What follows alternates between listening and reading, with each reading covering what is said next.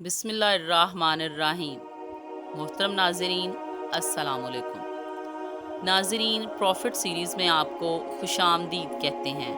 آج ہم حضرت ابراہیم علیہ السلام کا قصہ بیان کریں گے۔ حضرت ابراہیم علیہ السلام جد الانبیاء ہیں اور اولو العزم پیغمبر ہیں۔ آپ کے والد کا نام آزر اور لقب طارق تھا۔ آزر مدد کرنے والے کو کہتے ہیں۔ قرآن مجید میں حضرت ابراہیم علیہ السلام کا قصہ 73 مقامات پر ذکر ہوا ہے۔ یہ 73 مقامات 25 سورتوں میں ہیں اور یہ بات حضرت ابراہیم علیہ السلام کے بلند مرتبت ہونے پر دلالت کرتی ہے۔ ابراہیم علیہ السلام بھی سام بن نوح علیہ السلام کی اولاد میں سے ہیں۔ آپ کی پیدائش عراق کے مشہور شہر بابل میں ہوئی۔ یہ عراق کے شمال میں واقع تھا اور آج بھی موجود ہے۔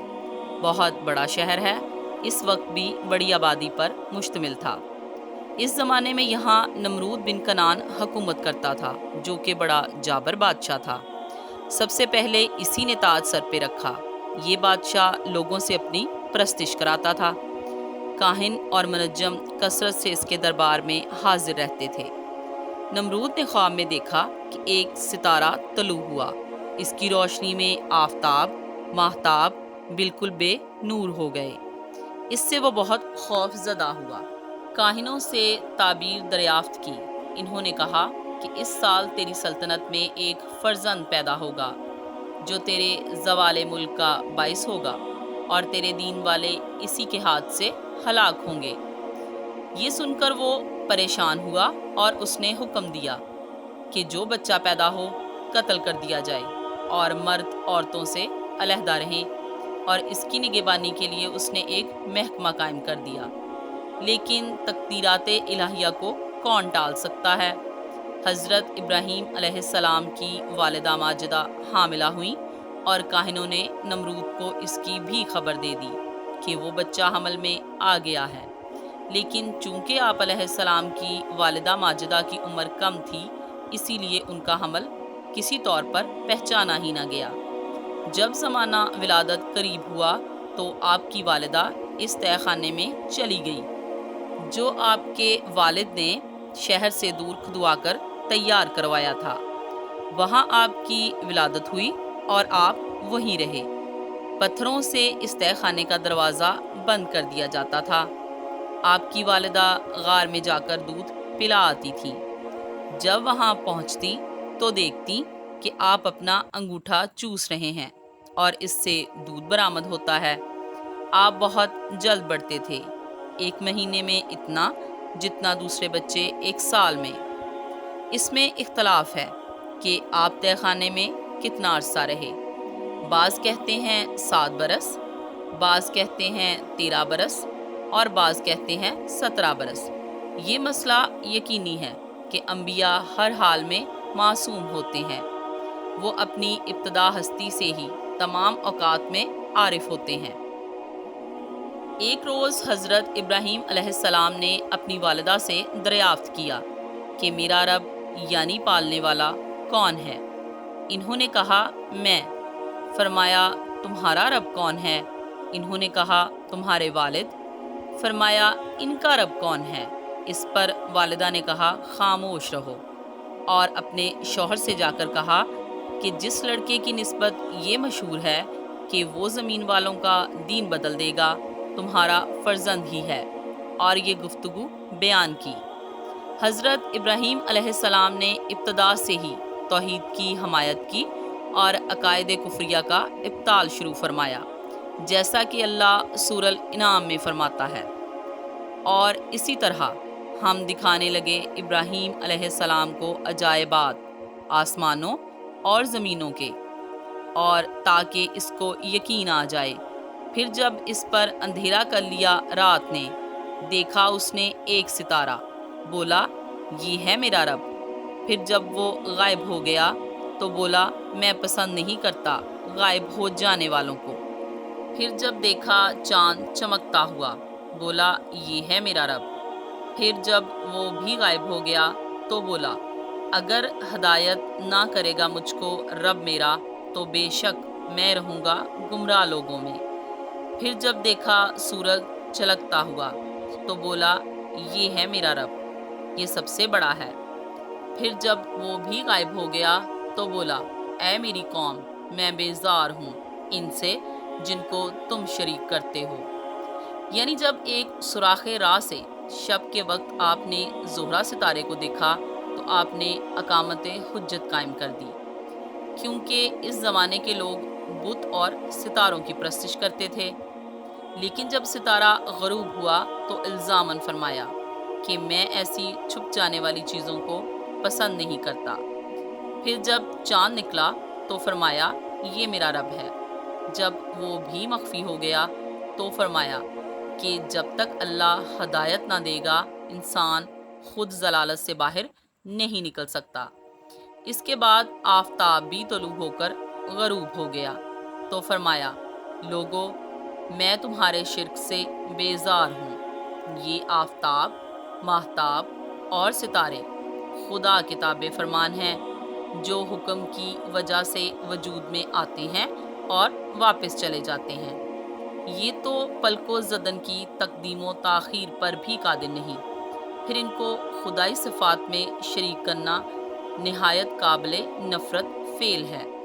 میں تو اسی مالک الملک کی طرف متوجہ ہوتا ہوں جس نے آسمان اور زمین اور کائنات کی ہر چیز خلق کی۔ یہ سن کر حضرت ابراہیم علیہ السلام کی قوم ان کے مخالف ہو گئی، جیسے اللہ سورہ الانعام میں فرماتا ہے، اور اس سے جھگڑا کیا۔ اس کی قوم نے بولا، کیا تم مجھ سے جھگڑا کرتے ہو اللہ کے ایک ہونے میں؟ اور وہ مجھ کو سمجھا چکا، اور میں ڈرتا نہیں ہوں ان سے جن کو تم شریک کرتے ہو، اس کا مگر یہ کہ میرا رب ہی کوئی تکلیف پہنچانی چاہے۔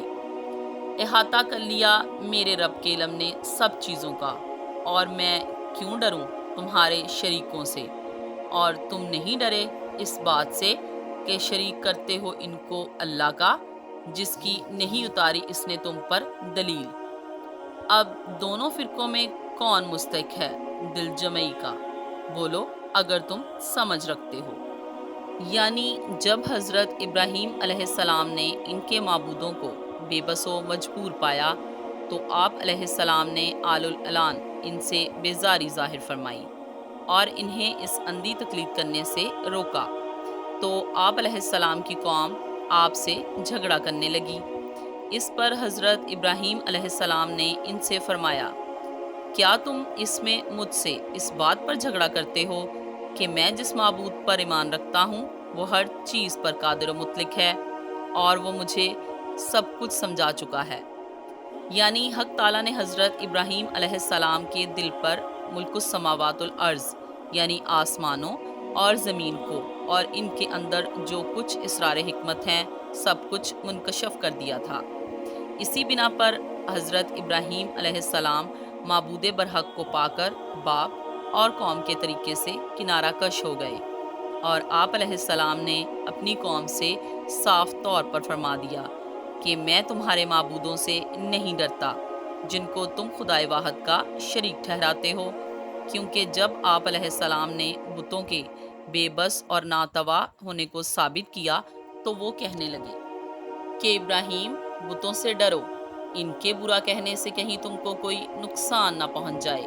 اس کے جواب میں حضرت ابراہیم علیہ السلام نے فرمایا کہ میں تمہارے بتوں سے کیوں ڈروں جو کہ نہ تو کسی کو نفع پہنچا سکتے ہیں اور نہ ہی نقصان، جبکہ تم کیوں نہیں ڈرتے اس قادر مطلق سے جس کا تم انہیں شریک بناتے ہو؟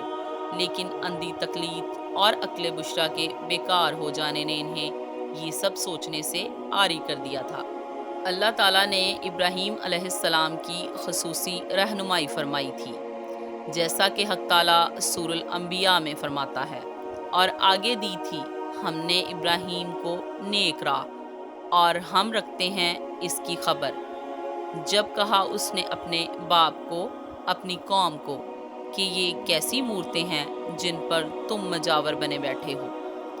حضرت ابراہیم علیہ السلام ایام طفلی سے ہی امتوں کے پیشوا مقرر ہو چکے تھے۔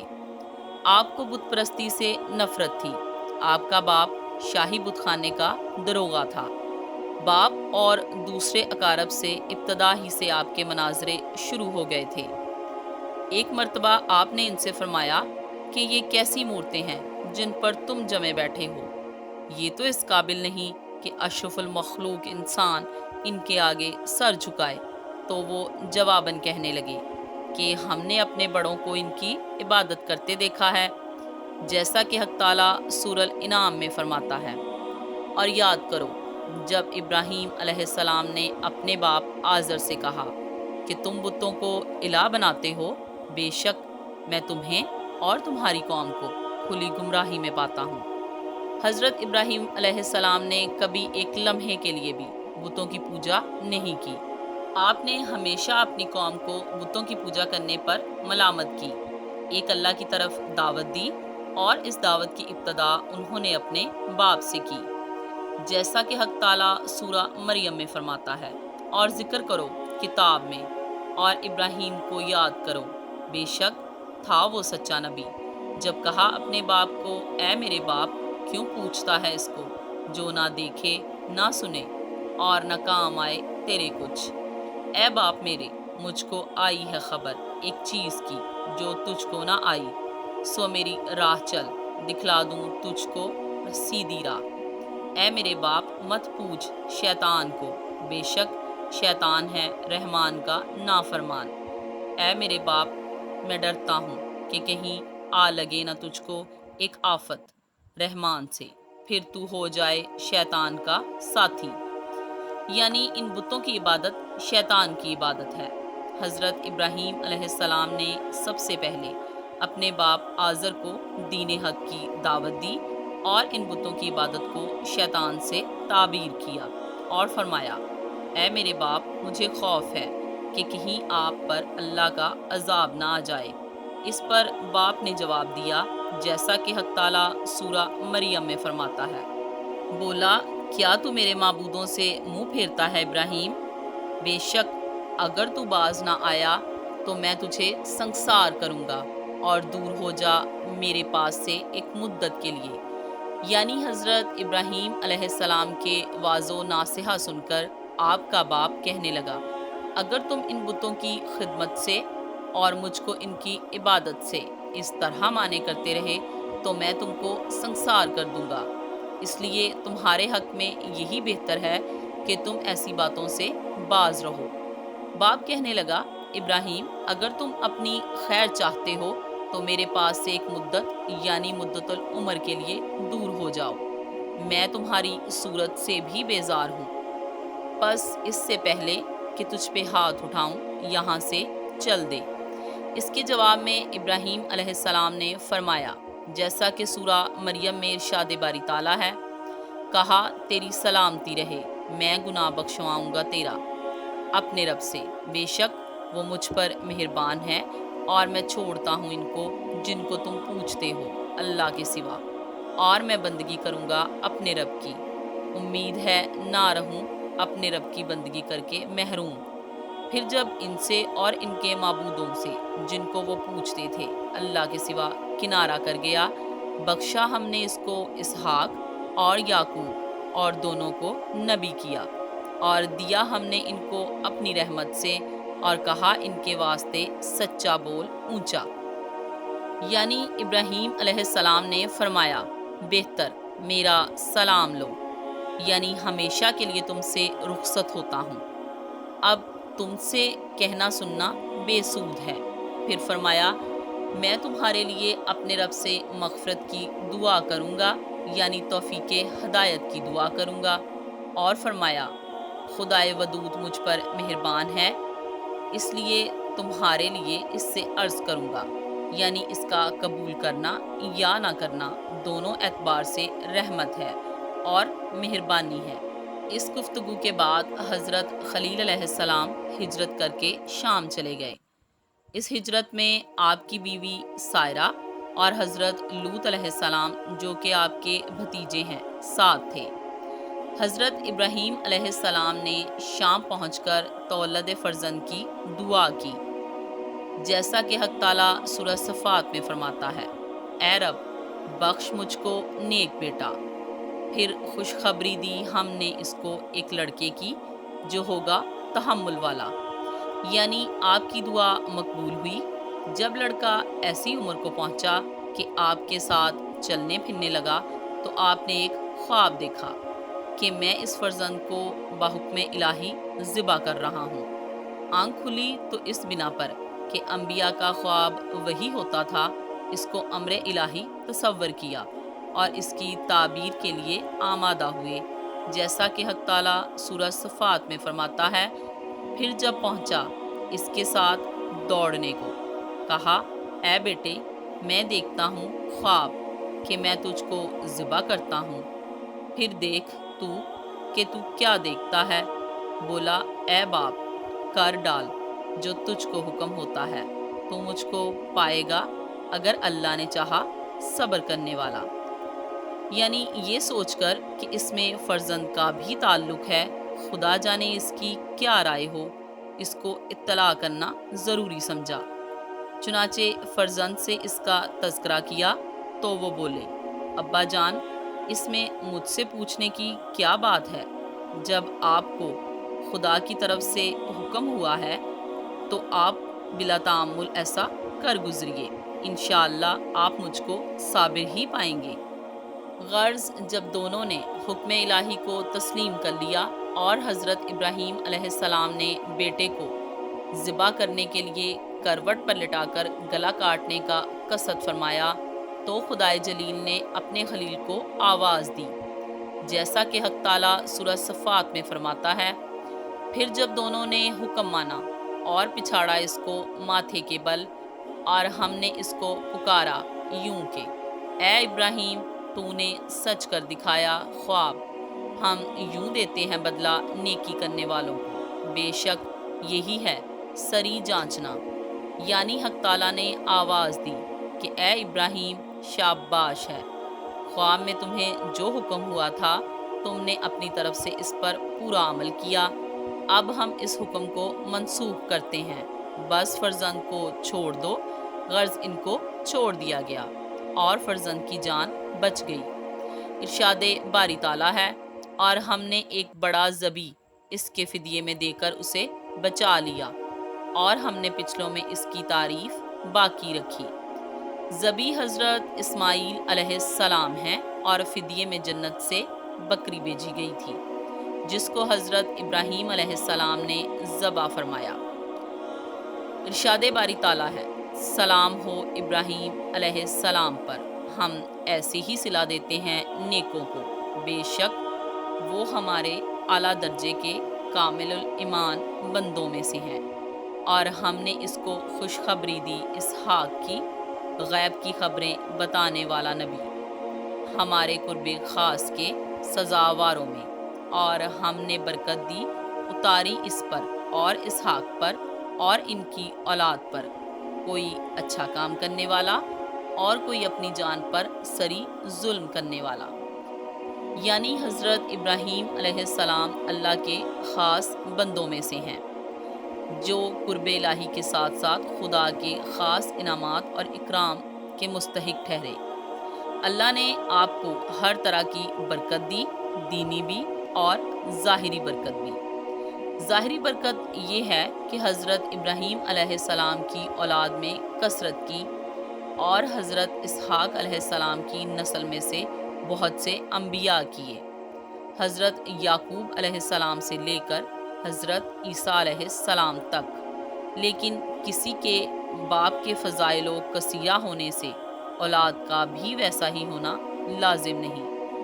یہ اللہ تعالیٰ کی شانیں ہیں کہ کبھی نیک سے نیک پیدا کرتا ہے اور کبھی بد سے بد اور کبھی بد سے نیک۔ نہ اولاد کا بد ہونا ابا کے لیے عیب ہو اور نہ ابا کی بدی اولاد کے لیے۔ امید کرتی ہوں کہ آپ کو میری آج کی یہ ویڈیو پسند آئی ہوگی۔ مزید اس طرح کی خوبصورت اور دلچسپ ویڈیوز دیکھنے کے لیے میرے چینل کو سبسکرائب کریں اور لائک کریں۔ خوش رہیے، آباد رہیے، اللہ حافظ۔